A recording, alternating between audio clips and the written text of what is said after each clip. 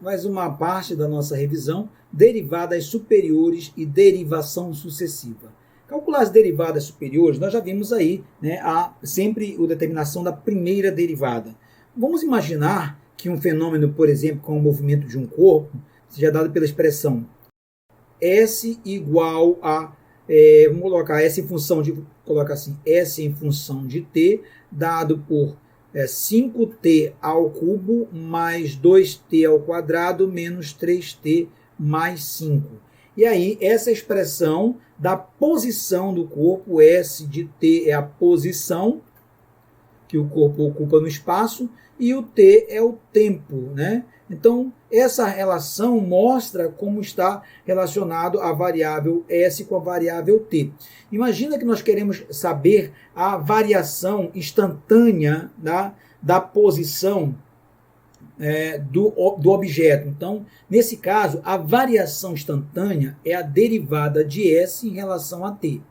Beleza. Então, essa relação, quando você fala em termos de posição, isso aqui é chamado fisicamente de velocidade. É claro que isso aqui é só um termo, mas se eu quiser saber a variação do S em relação ao t, a variação instantânea, você vai ter que S ds dt é a nossa primeira derivada, ou a derivada de ordem 1.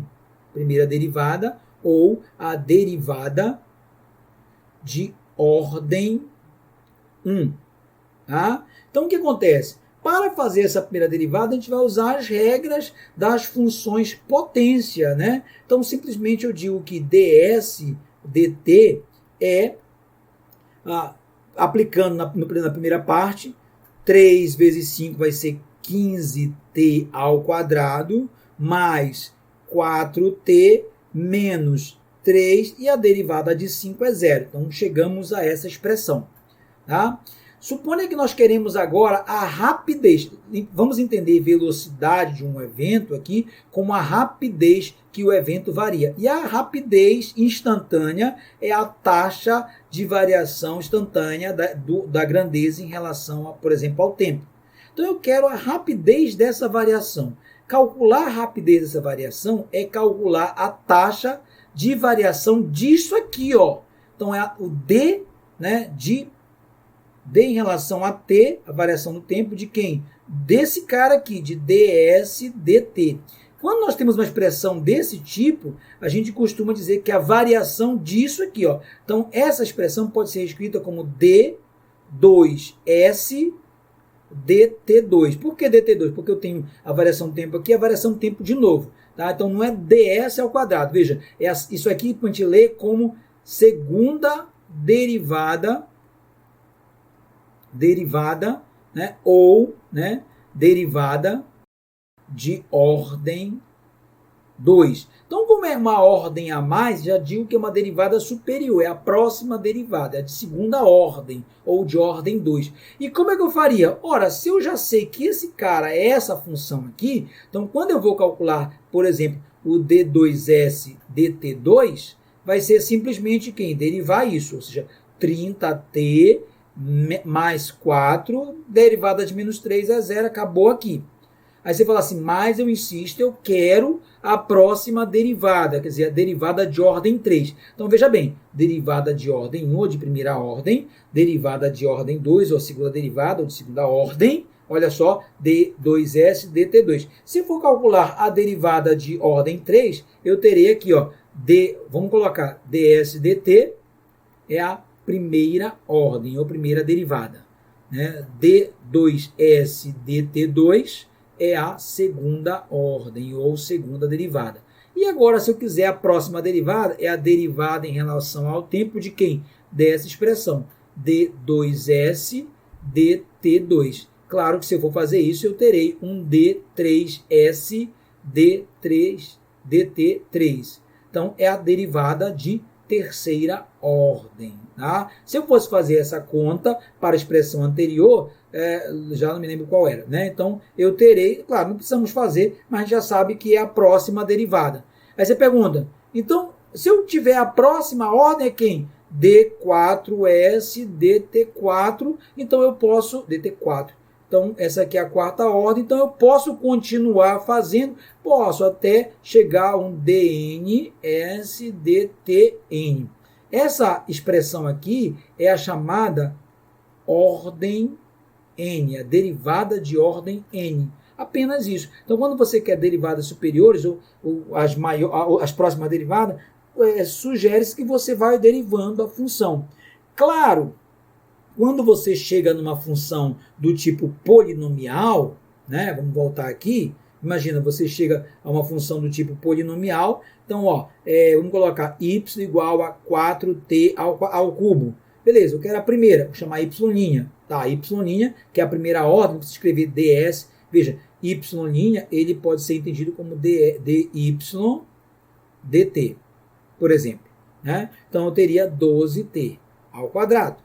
Agora, eu quero o y duas linhas. Quem é o y duas linhas? Y duas linhas é d2y dt2, que é a segunda ordem. Então, vai ser quem? Vai ser 24t. Quem é o y três linhas? Mesma coisa, é de terceira ordem, será só 24. E se eu quiser a 4, não vou colocar 4 linhas. Geralmente, quando passa de 3, eu podia colocar D2, posso colocar assim, Y4. Quem é o Y4? Eu já sei que são 4 linhas. Vai ficar estranho colocar muitas linhas. Então, simplesmente 0. Ou seja, então, as derivadas de ordem superior dessa função especificamente, ela admite 4 ordens superiores até chegar em 0. O que acontece se eu pedisse, por exemplo, uma y5? Seria 0 de novo, porque eu já cheguei na constante. Tá certo? Então, até a ordem n, daqui até a yn, quanto eu quiser, vai dar sempre 0. Então, eu digo aqui que ela tem 4 ordens até atingir o 0. Você pergunta, qualquer função vai atingir 0? Resposta, não. Por exemplo, se eu tivesse uma função y igual a 1 sobre 2x. Vou colocar assim, 1 sobre x ao quadrado. Pronto.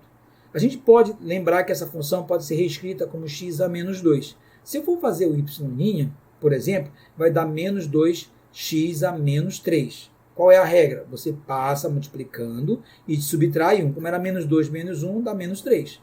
A próxima derivada vai ser vai ser mais, né? Porque menos 2 vezes menos 3, 6. Faça a conta, esse, vezes x conta 1, menos 4. Aí se eu vou fazer a ordem 3, então vai ser menos 4 vezes 6, menos 24, x a menos 5. Se eu vou fazer a próxima, y4, vai ser 24 vezes menos positivo, 120, x a menos 6. Observe que nunca vai chegar a 0. Então, se eu tenho que continuar derivando, não vai chegar a 0. Isso é diferente dessa situação aqui. Tá? Por outro lado, existem outras funções, por exemplo, vamos lá, y igual a seno de x. Por exemplo, seno de 2x. Tá? Que é uma composta, tá? Então, observa, se eu fosse fazer a primeira derivada, eu teria cosseno de 2x vezes 2, ou melhor, 2 cosseno de 2x, ok? Agora, se eu fosse fazer a segunda derivada, é a derivada disto aqui. Quem é ela? Vai ser, escreve o 2, cosseno menos seno de 2x, derivada desse número, vezes 2, ou seja, menos, pega o menos aqui, menos 4, 2 vezes 2, né? Seno de 2x. Já perceberam o que está acontecendo? Vou fazer de terceira ordem, né? A derivada de terceira ordem, repete o menos 4, deriva o seno de 2x. Cosseno de novo, volta aqui, cosseno de 2x vezes 2. Repete esse processo aqui. Só vai agregar. Esse número multiplica com esse, vai dar igual a quem? Menos 8 cosseno de 2x. E aí continua. Se eu fosse fazer a 4, ia repetir. Menos 8 fica aqui. E agora eu vou derivar o cosseno de 2x, já está bem aqui. O cosseno de 2x, quando derivo, vai dar menos seno de, tá? De 2x vezes 2. Eu estou derivando esse 2x aqui também. Não esquece que é uma composta. E aí, claro, menos 16, menos dá mais, né? Mais 16 seno de 2x. Veja que tem uma alternância, né? Essa é a função original, aí positivo, negativo, positivo, aqui, cadê? Positivo, negativo, né? Aí aqui deu, novamente, negativo, positivo, e assim vai ficar alternando. E a próxima vai ser positivo de novo, aí depois negativo, e assim vai. né? Então, nós temos essa alternância aí. Então, também não vai dar zero. Então, fazer isso é determinar as derivadas de ordem superiores. Eu fiz A1, A2, A3, A4, não vou trazer até a N, porque não vai dar nunca zero. Só aquele caso que eu mostrei anteriormente. Tá? Onde que a gente aplica? Quando a gente quer calcular, por exemplo, funções que tenham variações sucessivas. Por exemplo, a velocidade é a derivada da posição. Né? A aceleração é a derivada da velocidade. A sobreaceleração é a derivada da aceleração. Então a gente tem alguns fenômenos que exigem mais de uma derivada. Quando exige mais de uma derivação, a gente chama isso de derivadas de ordem superiores ou derivações sucessivas. Tá certo? Do ponto de vista prático, né, por exemplo, quando você pega uma função e você faz a primeira derivada, só para lembrar aqui do ponto de vista do uso para as funções, a primeira derivada, por exemplo, eu tenho aqui y igual a 3x ao quadrado menos 4. A primeira derivada, né, vai dar aqui no caso 6x, ela vai me dar, dependendo do lugar, ela vai me dar o máximo ou o mínimo. Tá? Então, por exemplo, quando eu analiso essa derivada, e se eu digo que essa primeira derivada, né, colocar se o y', né, for igual a zero, eu tenho uma condição de máximo, né, ou mínimo. Tá? Mas ele pode ser um ou outro, nós não sabemos. Quando você determina a segunda derivada, que é 6, aí ela vai te dar o que a gente chama de concavidade. Se o y, a derivada ali no ponto, o y duas linhas do ponto, vou colocar aqui do ponto, for positivo, eu tenho uma concavidade para cima. Isso quer dizer o quê? Eu volto na primeira derivada, concavidade para cima significa dizer um ponto de mínimo. Veja bem, isto aqui serve para orientar a primeira derivada. Então, pela segunda derivada, eu oriento a primeira. Se essa derivada for, quando eu aplico o ponto, no caso aqui é 6, é positiva. Então, a concavidade é para cima. Se ela é para cima, então o ponto em questão, aqui no y igual a zero, quando eu pego essa derivada e coloco no ponto de x igual a zero, né, ponto onde vale zero, ela vai ser mínima. Por outro lado, se esse resultado for negativo, o que vai acontecer? É uma concavidade para baixo. E aí, claro, isto aqui vai orientar a primeira derivada, vai ser um ponto de máximo. Né? Observa essa expressão, ela é uma parábola. Se fosse fazer a reta, essa parábola, nós já sabemos do decoreba que como o A é positivo, a minha parábola é algo assim, né? Mas eu não precisava do decoreba para descobrir isso. Quando eu derivei, disse, olha, deu 6x. Aí eu digo, se eu colocar zero, se eu colocar zero, a minha parábola especificamente, quando eu derivo isso aqui, no ponto de zero para x igual, quando eu digo que isso aqui é igual a zero, isso vai acontecer, o mínimo dela vai ser exatamente quando eu coloco isso aqui. Se existia um mínimo ou máximo, vai ser para x igual a zero, porque eu derivei igualei a zero, se eu igualar isso aqui a zero, vai dar no x igual a zero. Tá? Não necessariamente o y vai ser igual a zero. Se você observar, vai ser o x igual a zero quando eu coloco zero aqui dá menos 4. Então, 0 e menos 4. Vai ser bem aqui. Né? Então, a minha parábola passa mais ou menos por aqui. FAP. Então, no y igual a zero, né, eu vou ter um x aqui igual a zero também. Mas lembre-se, não é esse x que eu vou encontrar daqui que vai ser o x com y. Não, a minha função é essa. Né? Eu pego a primeira derivada e igualo a zero. Eu igualo a zero bem aqui, eu descubro que o x vale zero. Mas esse x que eu encontro aqui, eu vou usar naquela lá, que é a expressão do gráfico. Então está bem aqui. E vai dar menos 4. Bem, aí eu ainda não sei se a minha parábola é para cima ou para baixo. Para me ter certeza, eu derivo de novo. Quando eu derivo de novo, dá 6. Quando dá 6, eu digo, opa, maravilha, né? Maravilha, então, é positivo. Se é positivo, a concavidade dela é para cima, FAP. E aí, claro, esse ponto bem aqui, que é 0 com menos 4, é o ponto de Esse ponto bem aqui, ó, é o ponto de mínimo. Tá? Essa é a ideia para se usar as derivadas de ordem superiores. Então, vamos mais um exemplo aqui. Vamos pegar a função y igual a 3x ao cubo menos 2x ao quadrado mais 4. Vamos encontrar os pontos de máximos e mínimos a partir das derivadas. Só para saber aqui, derivando, nós não vamos saber, né? A primeira derivada não vai nos dar de cara se o ponto em questão é máximo ou mínimo. Vamos fazer a primeira derivada aqui para ver. Y' será 9x ao quadrado menos 4x, uma vez que a derivada de 4 é zero. Agora, o que isso significa a primeira derivada? Lá numa função quadrática, a gente já sabe direto. Aqui nós não podemos dizer se esse ponto é máximo ou mínimo. A gente tem que fazer o seguinte, só saberemos, encontraremos os pontos de máximo e mínimo quando, né, fazemos essa derivada como zero. Então, teremos aí, então, 9x ao quadrado menos 4x igual a zero. Já resolvendo, teremos aqui, colocando x em evidência, fica 9 vezes 9x menos 4 igual a zero. Ora, x igual a zero e x igual a 4 nonos. Essas são as duas raízes possíveis. Então aqui pergunta qual ponto é máximo e qual ponto é mínimo. Nós não sabemos, né? Uma coisa é certa, se eu pegar o x igual a zero e substituir na expressão, né, vou ter aqui para x igual a zero, eu terei y, vou ter colocado do ladinho aqui, teremos y igual a, substituindo zero, vai ser 4. Tá? Aí você fala assim, é máximo, é positivo, mas se é máximo ou mínimo não sabemos. Para x igual a 4 nonos, eu teria que substituir aqui e encontrar o y. Isso não é tão imediato, né? Colocando 4 nonos elevado ao cubo, eu terei, eu vou colocar aqui, fazer aqui do ladinho, né? Vou deixar aqui.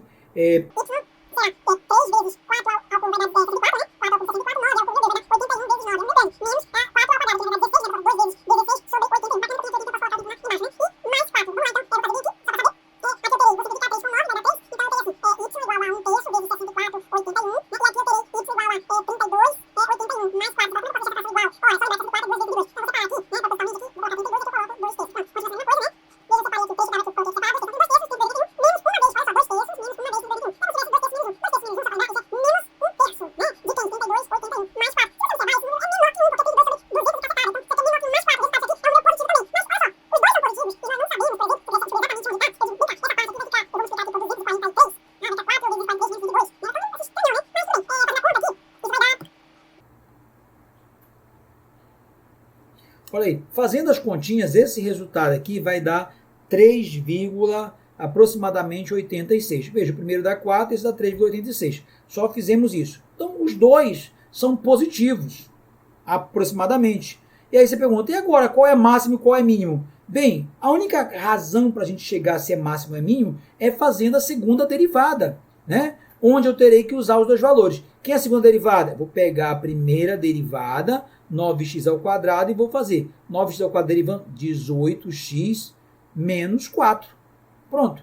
Quando eu coloco zero, olha só, se eu colocar zero, veja bem, o zero deu 4, né? Quando eu coloco zero, esse resultado aqui, colocando y da linha de zero, vai dar simplesmente menos 4. Vai dar negativo. E o y da linha de 4 nonos, quando eu coloco 4 nonos aqui, vai dar 18 por 9, vai dar 2 vezes 4, 8, menos 4, 4. Pronto, então eu vou ter essa relação aqui. Então, vamos juntar aqui os pares, né?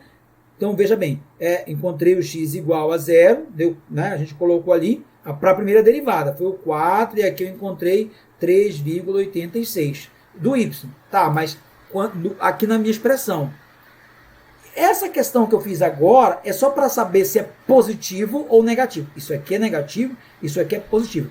Por quê? Porque quando a gente utiliza a segunda derivada, a concavidade está relacionada com o sinal. Se a concavidade, se a derivada tem um sinal negativo, isso quer dizer que a concavidade é para baixo. Se aqui o y é positivo, essa segunda derivada é positiva, é para cima. Essa é a questão da derivada. Então a gente já pegou os valores, tá certo? E aí a gente vai fazer o seguinte. Vamos transcrever aqui os valores, né? Para a segunda derivada, y duas linhas. Quando eu coloco o de 0, ela é... Fizemos aqui a segunda derivada, só para lembrar, fizemos a segunda derivada, que deu 18x menos 4, e aí eu tive o seguinte, quando eu coloquei o y da linha de 0, deu menos 4, e y da linha de 4 nonos deu 4. Então, para saber, esse aqui é negativo e esse aqui é positivo. Isso significa dizer que é para baixo, para baixo, e aqui é para cima. Ora, se eu já descobri que isso aqui é para baixo, então, lembrando que é o y de 0, o x vale 0, nesse ponto aqui de y igual a 4 no meu gráfico, como a concavidade é para baixo, esse ponto é o ponto de máximo. E nesse ponto, como a concavidade é para cima, é o ponto de mínimo. Nós não sabemos se a função tem mais de um máximo ou mínimo. A gente diz que é máximo local e mínimo local. Se fôssemos fazer o gráfico dessa função, certamente essa função, a gente já viu aí, né, que ela vai ter um mínimo aqui o máximo aqui no 4, né? No y igual a 4, e um mínimo mais ou menos aqui embaixo, 3,86, que é o mínimo quando x vale, já vimos aqui, 4 nonos. Então, o meu gráfico, certamente, ele vai ter uma cara como essa aqui, ó. Ele vem de algum lugar, baixa até esse valor mínimo, e aqui esse valor máximo, e aí ele segue. Tá? Por que ele não sobe? Porque esse cara aqui é máximo e não mínimo. Então, só arrumando aqui, ó, meu gráfico faz isso e desce. Então, possivelmente, o gráfico dessa função tem uma cara como essa, onde esse ponto é o mínimo e esse ponto é o máximo. Tá? Então, com isso, a gente fecha as derivadas de ordem superior e suas aplicações.